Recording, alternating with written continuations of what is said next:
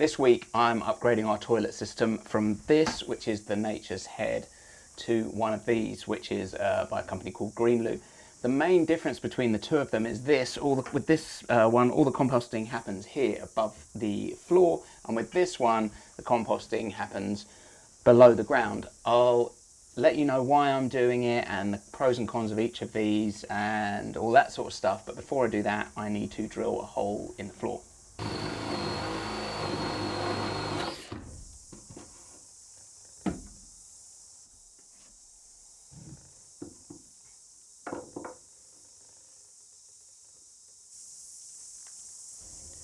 Getting the toilet pedestal to line up correctly with the compost bucket below without hitting the floor joists and the pipework and that sort of thing is actually pretty tricky, but luckily my dad is on hand to help. Is that where it needs to be? I think that's which is just too close to the edge. It's fine. I'm just scared that if we drill the hole there. Yeah, you've got that's too close. Yeah. So,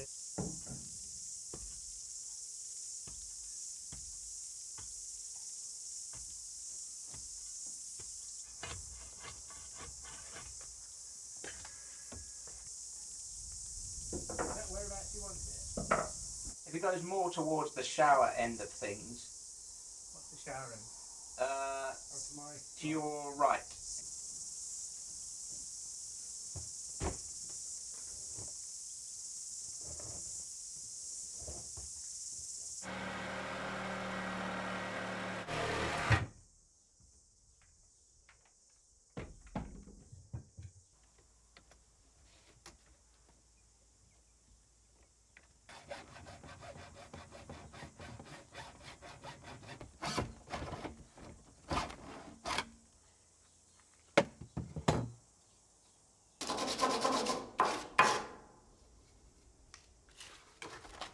So I'm just building the venting system for the compost toilet. So this goes on the bottom, there's a fan that gets fixed here and that draws air through and up. And partly I think it's just to get the smell, and partly I think it helps with the composting process. But you can see the kind of diagram here. There's your toilet, floor, that sits under the floor, and this extracts the air. The fan is just here. You can see here this kind of goes through the roof.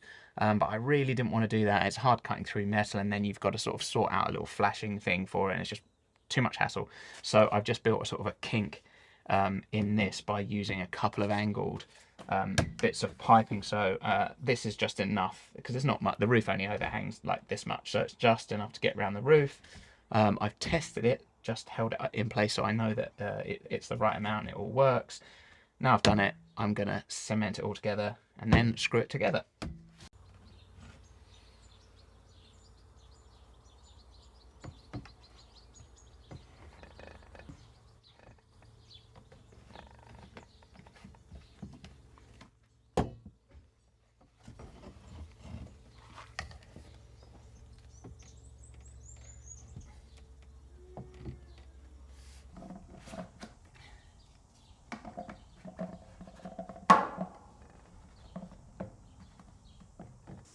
If you hold this, it needs to be like,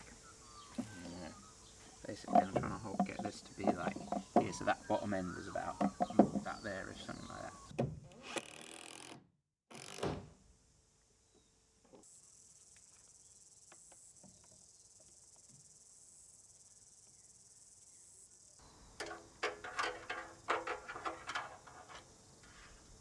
Looking good.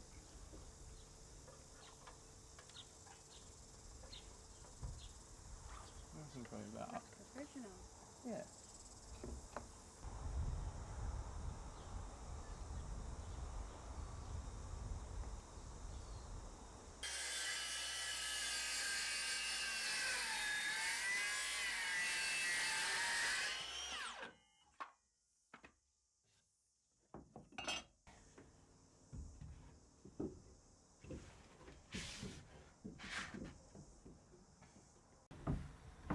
This tube is going to connect the toilet that will go here to the compost bin below. So I'm just going to screw it temporarily into place, work out where the compost bin is, and then pull it out and cut this thing level so it all connects. The land beneath here, beneath the bathroom, sloped, or at least it used to slope, until my dad cut it out and made it flat. which is great. So the compost bin can then slide onto a flat surface. Really good of him to do it. I'm massively grateful. If you're wondering why he was doing it in the first place, I broke my neck, and so I couldn't really be digging into hard soil. It's not easy digging down there. It's just full of tree roots. So bless him, he was battling against the tree roots, but he's done a great job. Managed to get it all flat, and then all the earth that was there on that slope has now been pushed to the other side. So I've got a nice big flat area out the back of this, so I can switch bins. Right, so I'm just going to screw this temporarily into here.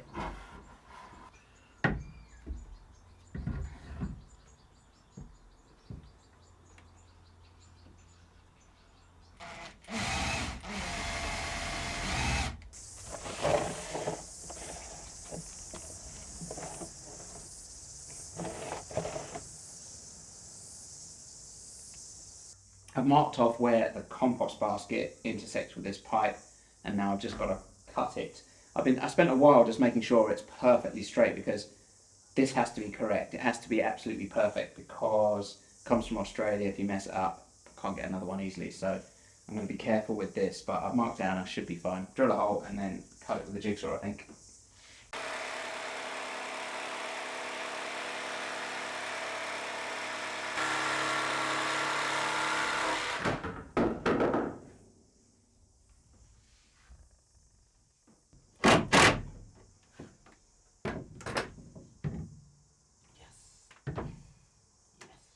That works, and the reason I've been so sort of geeky and fastidious about this whole thing is that that tube that goes from the toilet down there needs to be 100% perfect, because it's going to connect to this. So that goes on top of the compost bucket, and that falls through like this. This needs to slide up, and then which will allow the bucket to kind of like just come out. And when I'm pulling that bucket out, I don't want it kind of clipping the edge of the pipe, or it's got to be easy, because I don't want it to be an annoying task. The whole point of this toilet is that it should be easy to use, and that's why I've been making sure that everything's perfect when I put it into place, which it now is.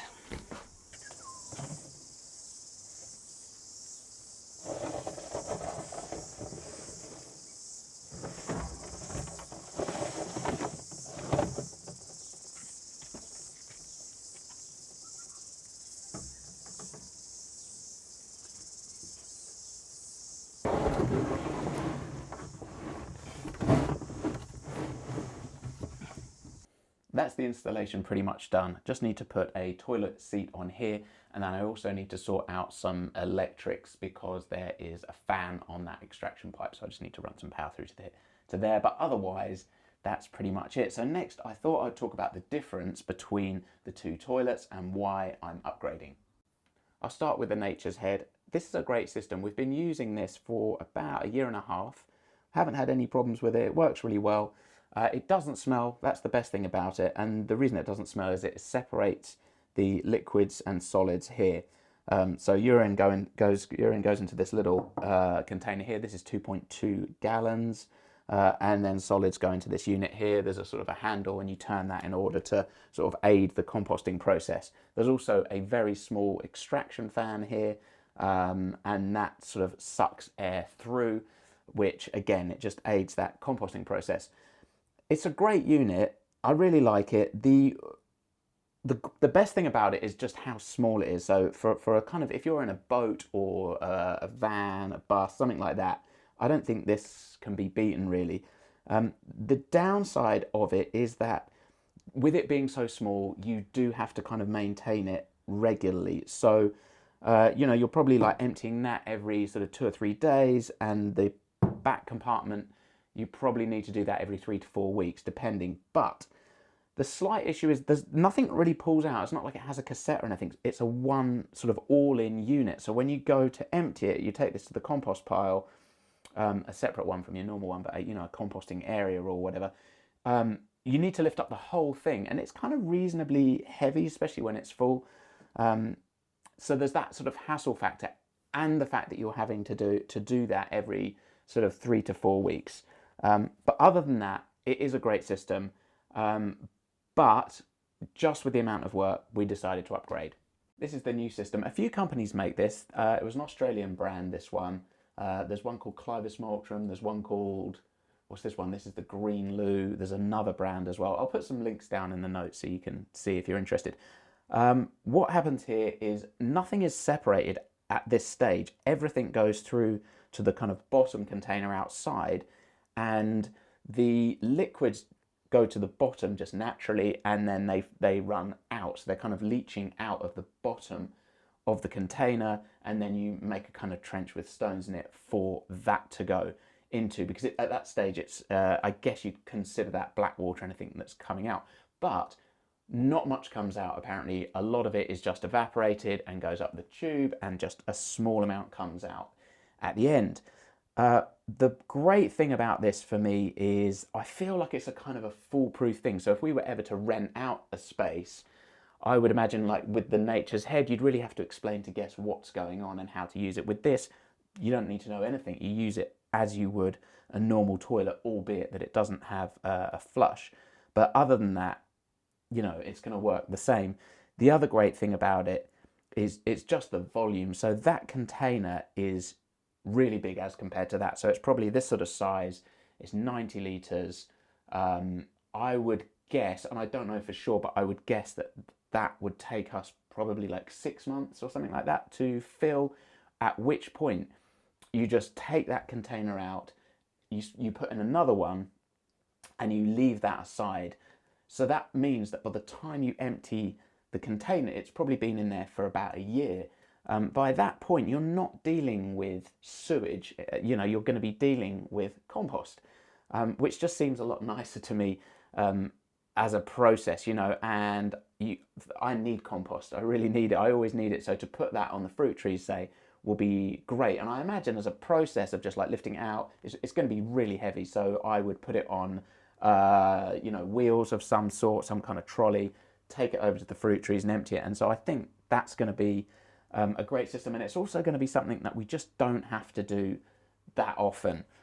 So that's the big plus. In terms of price, there's not a massive amount in it. So for this particular situation, you know, where you do have the space and you've got space underneath your building, I think that this is just great. I'm really happy with it. Obviously haven't used it yet, but I think this is really going to work for us. Thanks to my dad for digging holes. Thanks to my wife for holding things while I screwed them into place. Thank you for watching, and I will see you next week.